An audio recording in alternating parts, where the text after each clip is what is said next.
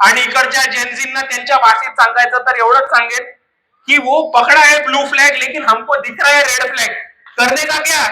बाबासाहेब आंबेडकरांनी माय ऑटोबायोग्राफी ही लिहिली होती का? बाबासाहेबांनी आत्मचरित्र लिहिलंच नाही कधी त्यांचं. बाबासाहेबांनी आत्मचरित्र लिहिलंच नाही. तरी हे भाऊ बाबासाहेब आंबेडकर माय ऑटोबायोग्राफी न्यूयॉर्क वरनं घेऊन आले, अमेरिकेवरनं.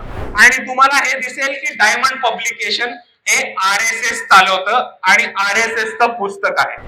तर आता नवीन कॉक्रोच जनता पार्टी मार्केटमध्ये आली.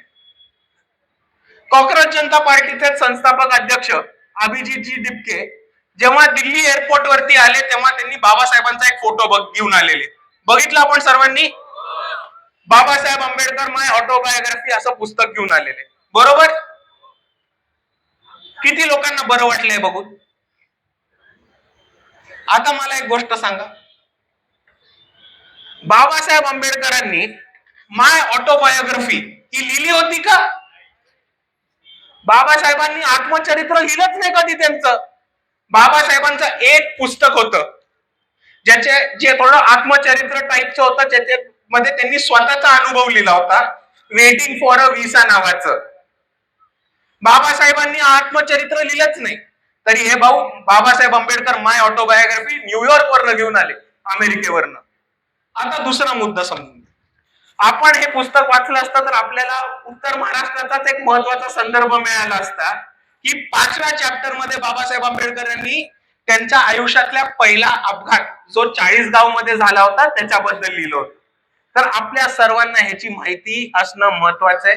नाहीतर आपल्याला कोणीही निळा झेंडा दाखवेल, आपण त्याच्या घरी गेलो की निळा ध्वज काढेल आणि त्याच बांबूने आपल्याला चोपेल आणि आपल्याला याच्यापासून सावध राहायचं.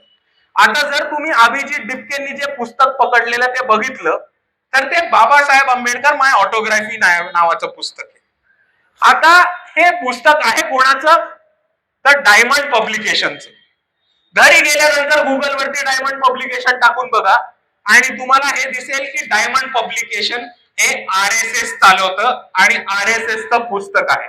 बऱ्याचशा महामानवांवरती चुकीचा इतिहास सांगणं, RSSच्या समरसतावादी भूमिकेतनं बाबासाहेब सांगून जाणारे हे पुस्तक आहे. आणि म्हणून अभिजित डिपके जेव्हा RSSचं बाबासाहेबांचं पुस्तक घेऊन येतात तेव्हा ती मला एक मोठी घंट्याची धोका वाटते.